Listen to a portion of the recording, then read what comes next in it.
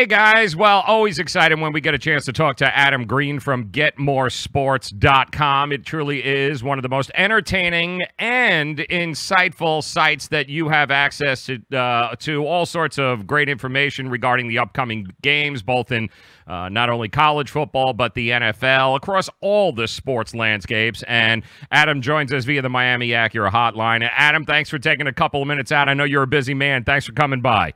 No problem, Joe. Anytime. All right. Love you guys over at GetMoreSports.com because you always have just amazing opinions. Let me start, first and foremost, your initial thoughts with the power rankings or the college football playoff rankings this week. Any surprises? Did you look at it and go, man, that's pretty much what I expected? No. It's kind of that. It's really Alabama's game. And everybody's just kind of playing along, and it's just kind of who they're going to throw into the sacrificial lamb here when it's time to go. Do you feel that it's kind of rigged a little bit, Adam? I mean, do you think that even the committee in there, they don't want to offend anybody, so they put out the top 10, but we all know, like, next week, certainly after the games this week, that is not going to look anything even remotely close to what it is right now. Yeah. I mean, people are always going to complain and have controversy. There's nothing they can do. I mean, if they went to a 12-team bracket, people would complain it wasn't 16 teams. I mean, there's no solution there. But the good thing is, especially when you have like Alabama at 1, LSU at 4, that's going to solve itself. Before the season's over with. So, after that, I mean, there's just whatever happens. I'm the guy that's going to tell you that's going to be Alabama Clemson again, just like it was last year and the year after, and everybody else is just playing, for a T-shirt at this point. Do you think, Adam Green joining us, GetMoreSports.com, Adam, I mean, do you think we're a team like UCF who's playing, Thursday night? Do you think a team like that goes undefeated? Will they ever have a shot at making a run at this, or is it always going to be the Blue Bloods? I mean, they'll have to change conferences. I don't know. I'm not an expert on the rules on all that stuff. I mean, if they got in the ACC or somebody, and certainly they've got the resume to make a move if they wanted to make it. And if you're not in the Power Five, I don't see how you get in there. And nobody's going to buy that record when you're playing their opponents that they play. I mean, it doesn't matter how many national titles they claim they've won. You have to win it on the field, and you have to play real opponents. And not that they might have a game or two, but I mean, I don't know. I mean, you have to get in one. You have to be part of the game. You have to pay to play. Yeah. And you got to be in one of these conferences to get in there. Amen, you do. Adam Green, GetMoreSports.com. What's more surprising to you, Adam, the fact that they reinstated Durkin at Maryland, or the fact it took them so long to just realize, yeah, we screwed the pooch here. He's got to go. I'm not sure. I mean, after the whole Urban Meyer thing this offseason, nothing that happens at the Division I level in college football surprised me. 3 games for Meyer after all that. When you have, the greatest assistant coach in American history, Greg Schiano, on that staff, of course. If you know anything about Tennessee football over the last few years, he was supposed to be the greatest thing that ever happened in Tennessee. Was going to drag the balls out of mediocrity in the national contention. You've got that guy on staff. Why do you even worry about bringing Urban Meyer back? You've got it. Your problem solves itself. But no, there's so much. They wanted it to work with Dirk, and they wanted everybody just to kind of fall in line. And once the government got involved, once like the governor and the state legislature got involved. It was forced their hand. It's crazy that it takes those outside forces to force a college football pro. And it's not like Maryland's not Alabama. This is not Nick Saban. This isn't even Urban Meyer. You know what I mean? This isn't somebody who's stacking up national title rings. I mean, what are you losing when you're losing DJ Durkin? Amen. at this point. Amen. I mean, yeah. Why bring all that? Why bring all that scrutiny to your institution there, your university, if you don't have to? Again, unless that contract was so over the top but they're going to end up paying him anyway. So what the hell's the difference? Yeah, really. And I mean, there were reports yesterday that there were players when they actually announced it to the players. There was one player, they didn't say who he was, literally skipped from the happily skipped from the meeting. Yeah. They were so excited that their head coach got fired. I mean, what a dumpster fire that had become. I mean, they're talking to Jordan McNair's roommate on TV, and he's crying. Yeah, happy that Durkin's fired. I mean, this is such a. It was of all the dumb things, all the dumb problems to cause your program. I mean, this was a solvable problem 2 days ago.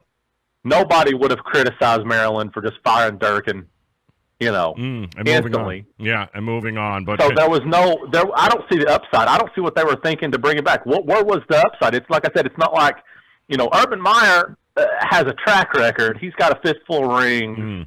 At Ohio State, at Florida. What does DJ Durkin have? Where is the incentive to keep this guy over just cutting bait and starting over? Yeah, if I didn't know any better, you would think that maybe it's the higher ups and the Cleveland Browns that are making those decisions, because speaking of dumpster fires, it does not get any more dumpster fire-ish than what's going on with Cleveland, who not only this week managed to fire their head coach, but decided, you know what, offensive coordinator, you've got to go too, and here's your rookie quarterback, Baker Mayfield, going, okay, guys, we got a game this week. You didn't even wait till the bye. You shit-canned everybody at the same time, and they've got to go out and play, of all teams, the Kansas City Chiefs this weekend. What was your initial reaction when you heard what was going on in Cleveland this week? Well, the first thing anybody should have done was start, laying money on that. It was 8 points with Kansas City. I mean, is there any chance Kansas City doesn't cover 8 points against the Browns this week? So that's thought number one. Number two, Greg Williams to me is, I would not hire him to mop the floor at a Denny's bathroom. He is not somebody that I would want, in my room.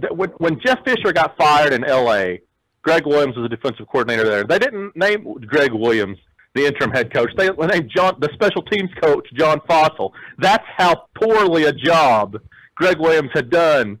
And I don't know if you saw this yesterday. Greg Williams, he was talking about how he's been offered all these head coaching jobs all over the NFL. Some of them he just had to show up and sign the contract, not even interview. He's that huge of a coach. And I'm like, why the hell would you choose the Browns then? What head coaching job is worse than defensive coordinator under Hugh Jackson with the Cleveland Browns? And this is what, he didn't come in with Hugh. He was Hugh's second year hire. So it's just, he is just a despicable sack of shit, frankly. And I don't Cleveland. The best thing possible obviously already happened with Hugh Jackson getting fired. The second best thing possible is when Greg Williams gets, loaded up in the catapult and sent over the wall. And hopefully for their sake that when Jeff Fisher does call Jimmy Haslam, which he already has, he hangs that phone up immediately. Yeah, that would be the smartest thing in the world to do. But listen, hopefully they'll get it figured out. They got a lot of pieces there in Cleveland. This could very well be a pretty good team moving forward. But we all know this in the NFL. If you don't start with, you don't get a head coach in there, and maybe they go out get Lincoln Riley at Oklahoma and go out and get his college coach. That might be this throw enough money at him where he'll leave one of the top 5 best jobs in college football in Oklahoma, where he can win 95% of his games, throw enough money at him. But anything outside of that, Greg Williams is definitely not going to be the long-term answer in there. Adam Green joining us, getmoresports.com. Definitely encourage you guys to make sure that you visit the website and make sure that you check out the articles. Some of the funniest, most informative articles that you will get are at this website here. Now, talk to us, Adam. You've got one of your great articles on the site, getmoresports.com. One of the best things that you got there is your underdog picks of the week in the NFL. So talk to us about some of the underdogs that you like this weekend. Well, tonight's game is maybe the best one of all, because as far as I understand, as of right now, C.J. Beathard's not even going to start. Nick Mullins is going to start for San Francisco. And this is already one of the worst teams in the league as far as turnover margin. They were minus 13 coming into this game. Beathard's thrown 10 picks this season. And now they're going to their number 3 quarterback. I mean, that's insane. That's rich. That is rich. And I do believe Oakland is +3 right now. Last I checked, it was about an hour ago. And they're, as much as John Gruden has tried to remove the talent from that team, there's still talent there. Yes. There's still guys that can play. I mean, you certainly would take Derek Carr over Nick Mullen. I mean, it's like, who is he, from Canada? I don't even know where the guy played college football. I mean, there's Mississippi only Southern, I think, right? Only 4 divisions of college football, and I have no idea who he played for. So Mississippi Southern, or Southern Miss, I believe. I think Southern Miss is where he went. Okay. Yeah. So exactly, I'm shocked that you missed that. Yeah, absolutely. So it's I can't believe that the 49ers are still favored with that being out there, and I suppose it's a game time decision. But even if Beathard does play, I mean, they're 1-7. He's a fumble waiting to happen or a pick waiting to happen. This is kind of a lost season for the 49ers. Oakland too, but I feel like there is an advantage there when the number 3 quarterback takes the field. I don't know. I don't know. Maybe that's just me. Yep. A lot of truth to that, man. I don't think you're gonna get anybody arguing. No. I do expect this line probably to be a pick'em by the time of kickoff. But I know one of the other games that you have listed at GetMoreSports.com. Adam Green joining us. He puts together a great article every week. Features a couple of the underdogs that he likes the best in the NFL. And I don't even know if you can consider him an underdog, Adam. But you've got the Rams heading to New Orleans, taking on Drew Brees and the Saints. And this is also one of the games that you have circled. The Saints. Possible, or the Rams possibly an underdog? Yeah, and I was kind of surprised when this line came out that they were. I mean, it almost should have been a pick 'em, I would think, coming in. And it's like the odds makers are trying to pick the loss that the Rams are going to have. And this is, certainly, a conceivable one. The reason I like the Rams in this game is because they won last week, and so did the Saints. So this one becomes a battle for NFC supremacy. This is home field advantage, possibly, in this game. So the importance that it has, because both teams won last week, are amplified. And I just feel like they're going to be up for it. And the Rams kind of laid their egg in that first half last week against Green Bay. So, this is one of those kind of gut feeling more than anything. But I just feel like this isn't the loss that the Rams are going to have. It's probably going to be the Chiefs in a couple of weeks in Mexico City. And one of the final games you got on there, Atlanta Falcons, Washington Redskins. Redskins now take a commanding lead in the NFC East. Falcons still trying to figure out if they can find anybody healthy enough to play defense. And who do you like in this one? Well, I like Atlanta. If you look at Atlanta after the bye over the last 2 years, Super Bowl year, and of course last year I think they finished 10-6.